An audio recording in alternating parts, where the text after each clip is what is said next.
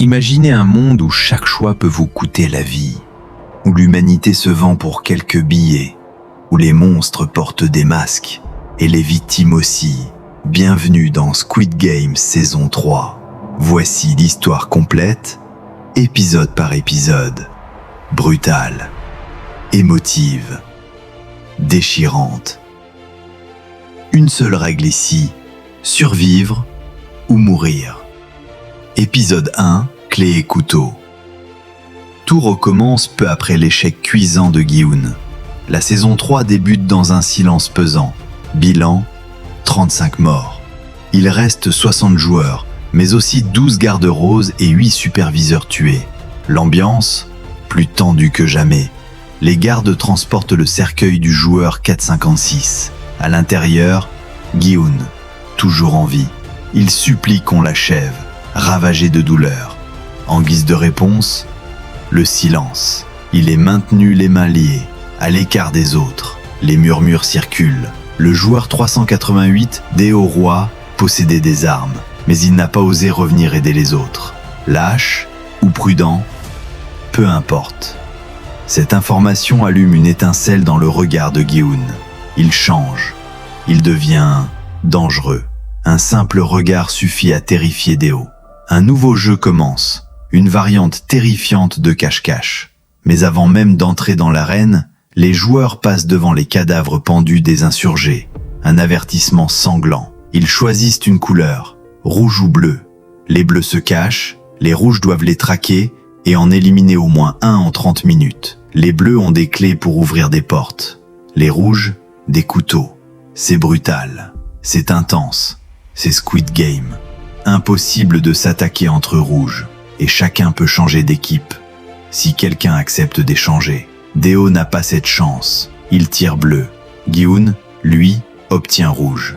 La chasse est ouverte. Un vieillard, joueur 100, tente de changer d'équipe de manière hilarante. Mais la tension est palpable. Des alliances secrètes, des trahisons à venir. Manji demande à Jani de se cacher. Il viendra la chercher, si tout se passe bien. Puis vient cette scène glaçante. Gi-hun, un couteau à la main, s'avance vers Deo. Son regard est noir. Il murmure « C'est ta faute ». Pendant ce temps, une autre histoire s'écrit. Le garde No, désormais rebelle, tente de sauver Gong-suk. Elle simule sa mort pour le protéger. Elle trahit les trafiquants d'organes. Sauf le médecin. Lui, elle l'oblige à sauver Gong-suk. Enfin, sur le continent, un autre jeu se joue. Celui des renseignements. Le capitaine Park est suspecté par le détective Hwang Jun-ho. Un opérateur de drone est retrouvé mort. Un autre est recherché. Le frontman, lui, n'a qu'un ordre. Si la couverture est grillée, éliminez tout le monde. Même les flics. Épisode 2, la nuit étoilée. Le cache-cache devient un bain de sang. Couteau contre clé, chasse contre fuite. Plusieurs personnages majeurs tombent. Unu, héroïque, se sacrifie. Young est abattu par les gardes. Sa mère, impuissante, tente en vain de le sauver. La reine, un labyrinthe digne d'un cauchemar, surréaliste, oppressant. Les bleus doivent coopérer pour trouver les clés, ou mourir seuls. Gi-hun, rongé par sa colère, affronte Deo. Le combat est violent, il tue, sans pitié. Le jeu n'est plus un jeu, c'est une question de survie et de morale. Seyong Nayo, le chaman, meurt aussi. No, elle, continue de protéger Gong-suk. Mais pour combien de temps ? Épisode 3, ce n'est pas ta faute. Un vote. Quitter le jeu, repartir avec de l'argent ou continuer ? Jimja devient la voix de la conscience. Elle supplie. Pensez à Jan-hee. Pensez à son bébé. Quittons tout ça. Gi-hun, secoué, retrouve peu à peu ses motivations grâce à elle. Il promet d'aider Jan-hee, mais le destin en décide autrement. Jimja se suicide. C'est un électrochoc. Pour Gi-hun, pour les autres, pour nous. Le jeu suivant est cruel. La corde a sauté. Une erreur, et c'est la chute. Minitsu, sans scrupule, provoque la mort de Samju. La tension monte. Fin d'épisode, un joueur est poussé dans le vide. Gi-hun tient le bébé. Tout peut basculer. Les VIP observent. grotesques, avec leurs masques et leur anglais rigide. Heureusement, Kang Aim sauve l'honneur avec 2 monologues déchirants. De son côté, No prépare une évasion. Elle supplie son supérieur. « Laissez-nous partir ». Elle sent que la présence des VIP va tout aggraver. Et Juno, il avance. Il retrouve l'île. Il remonte la piste. Le capitaine Park tente de brouiller les pistes. Mais Choi Wook le suit de près. Épisode 5. Relativisme moral. Un poignard, une tentation. Tuer ou rester fidèle à soi-même.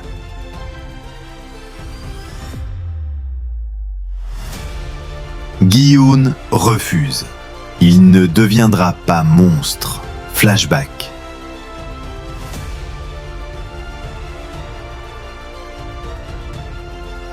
Le maître du jeu était un ancien gagnant. Il avait accepté une offre similaire. Il voit en Gi-hun une version de lui qui aurait résisté. No affronte le contremaître dans un duel intense. Elle efface les données de Gang-suk, elle gagne.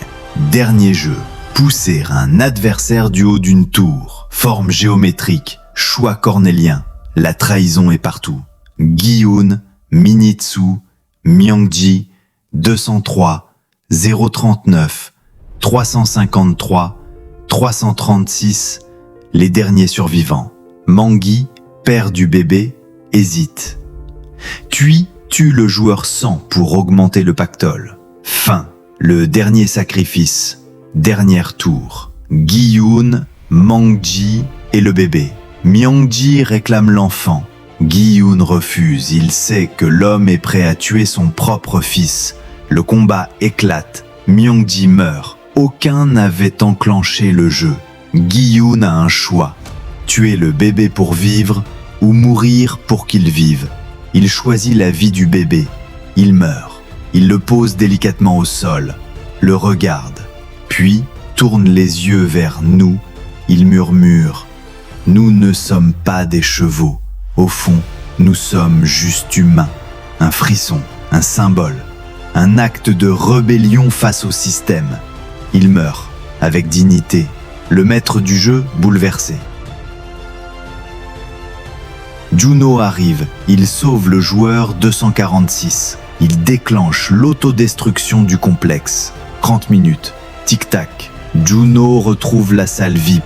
Il vise Ino, son frère, mais n'appuie pas sur la gâchette. Il demande « Pourquoi tu as fait ça ?» Ino s'en va, silencieux. 6 mois plus tard, Juno rentre avec le bébé et l'argent.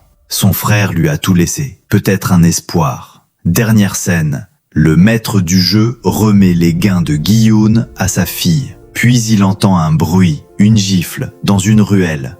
Il aperçoit le recruteur, une femme, Cate Blanchett. Elle l'ignore et continue. Le jeu reprend, et cette fois, aux États-Unis. Squid Game ne fait que commencer. Et vous, si on vous tendait une carte, vous joueriez ou vous fuiriez? Squid Game continue, et la question n'a jamais été aussi brûlante. Et voilà, Gi-hun a fait son dernier choix. Le jeu continue, mais la leçon est claire. L'humanité peut survivre, même dans l'enfer.